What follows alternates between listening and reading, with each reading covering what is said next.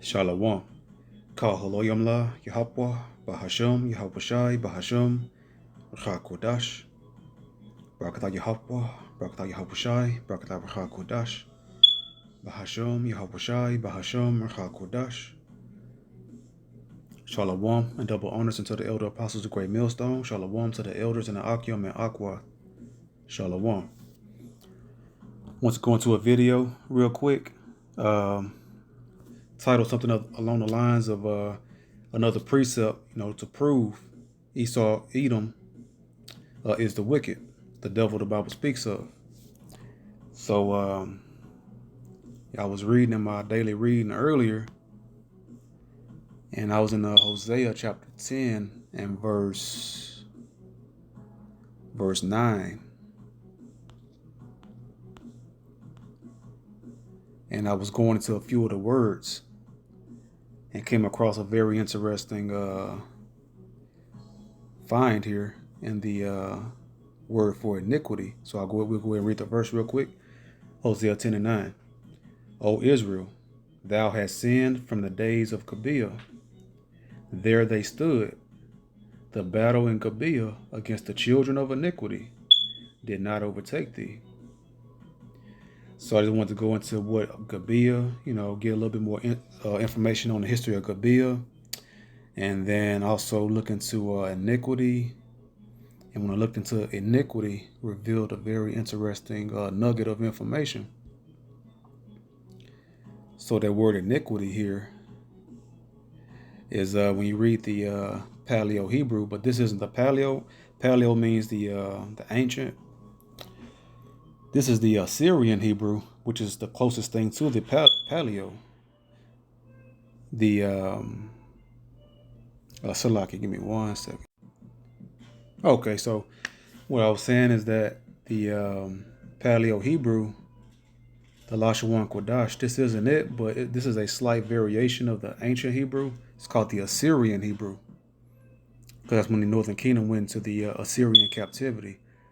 And this Assyrian Hebrew is a highly used Hebrew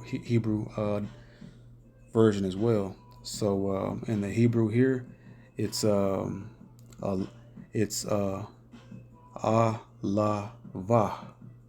So in the ancient Hebrew, we read from right to left. In the serpent tongue and the serpent language of English and Greek and the Latin, they read from left to right. That's why we read and write from left to right, because that's the serpent side on the left hand side. But the ancient Hebrew, the holy tongue, the righteous tongue, you read from right to left. You read and you write from right to left. So it's alavah. So this here is it's a name, not the verb for iniquity. It's a particular man, injustice, unrighteousness, iniquity. So the children of iniquity, the children of injustice, the children of unrighteousness. So when you look up that word injustice, and what's injustice? When you do something and another people don't receive justice, righteous judgment for someone's wicked deeds against them. And it's another characteristic showing who the wicked of the Bible is, the devil the Bible speaks of.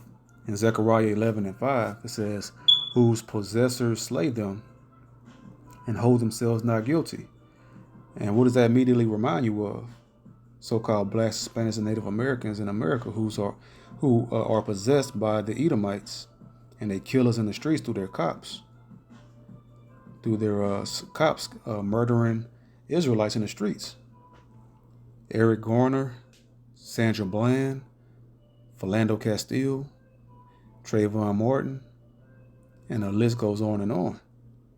They kill us, and then what happens? No justice. Their possessors are held not guilty. And they that sell them say, and who sold us when we came off the slave ships on auction blocks? So-called white people. And they that sell them say, Blessed be the Lord Yahweh, for I am rich, and their own shepherds pity them not. The reason why their shepherds pity them not, because they're bought out by the same twisted devil that says this, that their shepherds pity them not. Well, they put puppet shepherds over the Israelites that don't care about justice, but they care about their own pocket, like Al Sharpton and Jesse Jackson. These types of leaders, and the new age ones are T.D. Jakes, you know, what's the guy name? Geno Jenkins and Creflo Dollar. All of these sell out false shepherd, false prophet, fake pastors. So that's how you know who's the children of injustice is. This is referencing a particular man. And when we go to Zechariah, not Zechariah, we just went there. Go back to Hosea 10 and 9. The children of iniquity did not prevail. So the Most High blessed the northern kingdom when the Edomites came up against the so-called white race came up against the northern kingdom. The children of iniquity, the children of wickedness, did not prevail against them.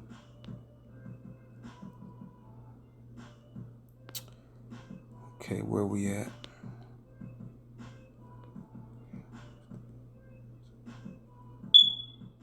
So that's a name. So basically, iniquity is a name of a man and not the verb for sin. So basically, the children of Edom, the Edomites, wickedness, you can substitute the name iniquity for Esau. Their middle name basically is sin, is iniquity. So when we go down here to the lexicon, when you look at the second paragraph, number 2 right there in parentheses, it says Alavah, Aliyah. So it's 2 variations of that name of an Edomite tribe. So they give you the 2 precepts to locate who this Alavah person is mentioned earlier in the scriptures. And it's in Genesis 36 and 40 and 1 Chronicles 1 and 51. So we'll go to Alavah first. So Alavah. We'll go to Genesis 36 and 40. And these are the names of the dukes that came of Esau. So a duke is a ruler. So this is showing you that this is one of the leaders, one of the top tribes of Esau Edom. Just like we have 10 tribes of Israel, so-called blacks, Hispanics, and Native Americans. They have the Esau Edomites have multiple tribes as well. I believe they have about 12 tribes as well. And Alavah is one of those tribes that came of Esau, according to their families, after their places, by their names: Duke Timnah, Duke Slakia, Duke Alavah, Duke Jetheth. So right there, that's showing you right there the children of iniquity, and the name there was Alavah. So now we see who Alavah is. He's an Edomite. And look at that word Duke. Duke is for intimate, chief. No, the third one right here is a chief. A chief is a ruler of a people.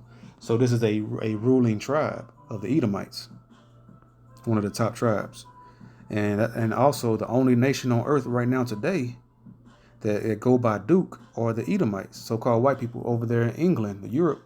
They have dukes over there right now. So they're the dukes of the earth. They're the Edomites. Duke is synonymous with the Edomite nation.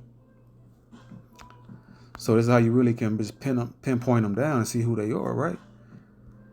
So Alavah, let's go what that name mean. Alaya or Alavah. It equals evil. So a duke of Edom. So these people are evil. Like the scriptures say, a tree cannot bear evil fruit and good fruit. A spring water can produce salt water and fresh water. So this is another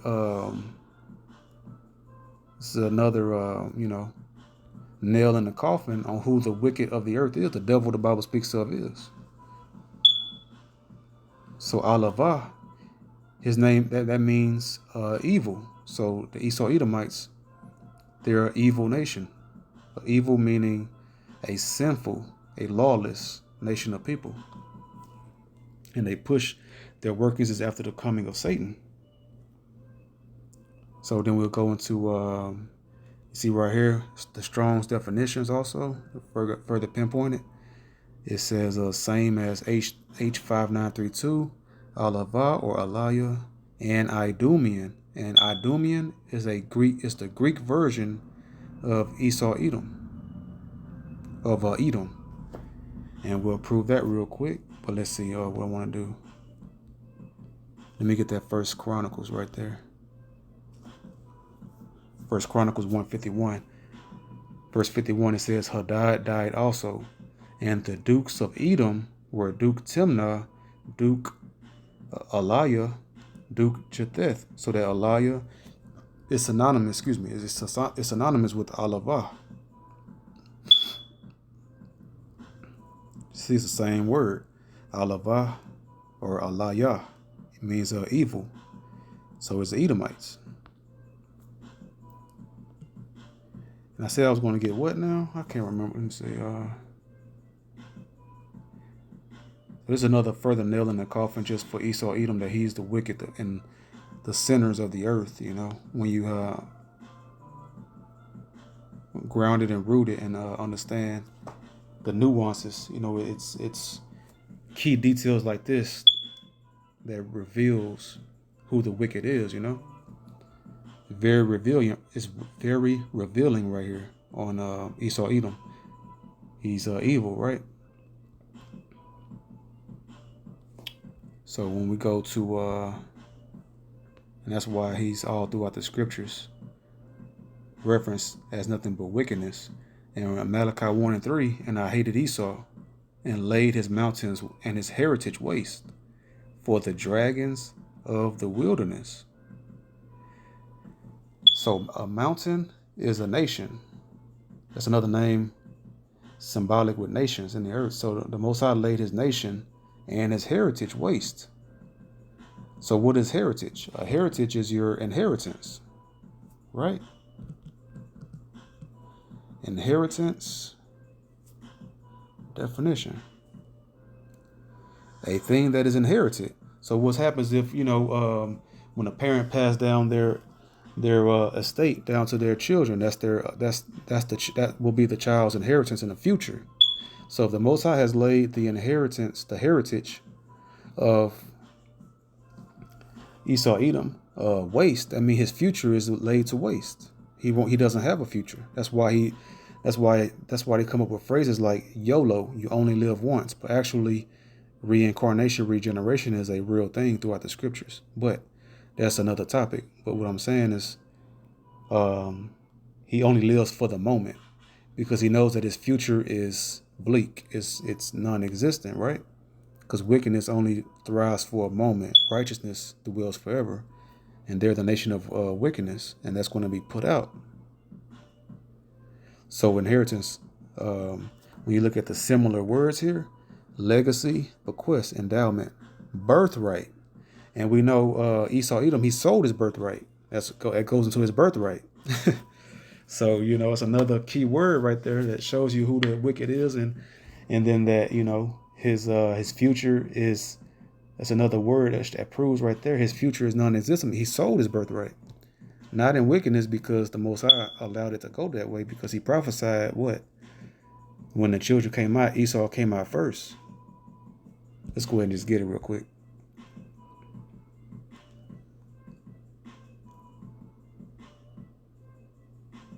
It's not wanting to load. What the hell? Salakia. Phone is going crazy. Okay, so what was I about to get? Shit threw me off real quick. Man, what was I gonna get? Sheesh.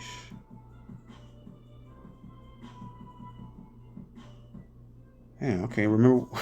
Can't remember what I was about to get. Damn. Oh yeah, let me say birthright, right? Call Elohim La Yahweh Hashem Yahweh Shai. Man, I totally forgot what I was doing. Uh,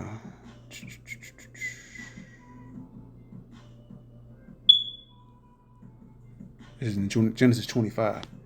25 and what, 25 or 27?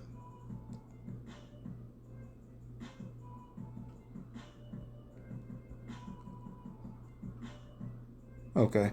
In Genesis 25 and 23, it says what? It says, and the Lord Yahweh, Bahashem Yahushai, said unto her, two nations are in thy womb, and two manner of people shall be separated from thy bowels. And the one people shall be stronger than the other people, and the elder shall serve the younger. And verse 25, and the first came out red all over like an hairy garment, and they called his name Esau. That's why, they're not white people, they're red. Because when they come out, they're babies, when they come out and they give birth, some babies be red. And then also when they do exert themselves, they do physical, they turn red. They bend over, stoop down, they come up, they face, they be red. That's their blood showing in their skin because, it's just the curse of Cain, when they got stripped of their melanin for Cain's wickedness. So this show you here, when you have twins, the first child come out is what, the oldest. He's the elder, even if it's by a few minutes. So the Most High prophesied right here that the older is going to serve the younger. So Esau came out first, so he's the older, and he's going to serve the younger, which is Jacob, the so-called blacks, Hispanics, Native American Indians, the lost 12 tribes of Israel. So Esau sold his birthright so that he could eat some food. That shows you that he's impatient, and he's a very carnal, impatient, impulsive man. And that's what, and he's like that. He's very emotional right now. He made an emotional decision then, and he makes emotional decisions now based off of anger and a lack of, a lack of patience. So he sold his birthright. So that's why his heritage, as part of it's all flowing in the scriptures that his heritage is going, and his heritage, which goes into his inheritance, will be laid waste. And Malachi, I just want to kind of break it down. Hopefully it's not confusing. I'm trying to break it down, as plain as possible. In verse, so when you go into that word in verse 3, and that word waste, the Most High laid his inheritance, his birthright, waste. He doesn't have a birthright, he sold it. But that was all part of biblical prophecy that he was going to serve the younger, which is the Israelites. So that word waste, devastation, waste, desolation. Devastation. Let's go and look that up real quick. Devastation. He laid his inheritance, his heritage, ruin. So when you look at these, we'll write the definition right there. It says destroy or ruin. And when you go to the similar words and you pull them up, destroy, ruin, wreck, lay waste, ravage, ransack, demolish, level, flatten. So he's going to level he won't have anything. Everything he's colonized today, the Most High is going to lay it to waste. He's going to destroy it. And his heritage waste for the dragons of the wilderness. In verse 4, whereas Edom, and that word Edom means red. Let's go ahead and get that real quick. See, Edom equals red. Edomite, Idumean. I was going to get that as well earlier, but not. Two birds with one stone. Show you right there. Esau, Edom. It means, Edomite means Idumean.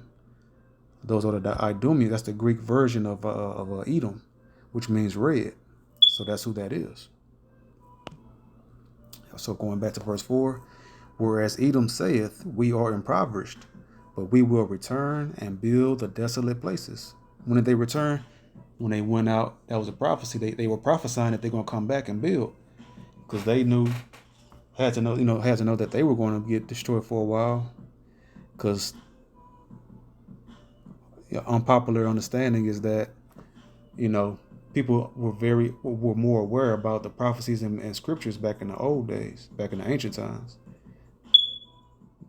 Society today is the most dumbed down in the history of mankind, because they have been totally blinded by lies. They don't understand the Bible is actually a real book, and it's about history and factual prophecies that's going to come to pass. So Esau said he was going to come back and build the desolate places, because they were going to go into the caves during the Dark Ages, during the Dark Ages, the Middle Ages period. They came out during the Renaissance and they rebuilt by whitewashing everything, and they built up all these cities and colonized the entire earth, starting in America with all these buildings. So, but we will return and build the desolate places. Thus saith the Most High Power Yahweh, Bahashem Yahushai of hosts, they shall build, but I will throw down. So these skyscrapers here in America and all the places Esau Edom is, where he's colonized and built all these buildings, the Most High is going to throw it all down. That's what it said, flatten and waste. He's going to lay it flat. And they shall call them the border of wickedness. So Esau Edom, the red people, the Esau Edomites, the children of iniquity, the Most High is going to they're labeled as the border of wickedness. And people in the old days, they knew who the children of wickedness was. The border of wickedness, the children of Satan are these people. But today, in this day and time, everyone has been so dumbed down they don't understand left from right. The border of wickedness, and the people against whom the Lord Yahweh Bahashem Yahushai hath indignation forever. Indignation is righteous anger, and the judgment that's going to come when it's that time. To denounce, express indignation, be indignant, to have indignation, be angrily indignant, be defiant, to be abhorrent. So the Most High abhorred these Edomites. And the last one down here says to show indignation, show anger. The Most High have righteous anger, because every day he's angry with the wicked. I believe what Psalm 7:11 says that. So it was just real interesting when I saw Hosea 10:9, and that word for iniquity is actually a man, a ruler, one of the ruling chief tribes of Edom, so-called white race. So just proving once again, yet another precept proving Esau Edom, are the wicked children of the earth, which most people fight against it, and they'll argue tooth and nail to defend a nation that only does evil things, But these same people won't let a family member, they won't forgive a family member or a friend if they do something, evil towards them.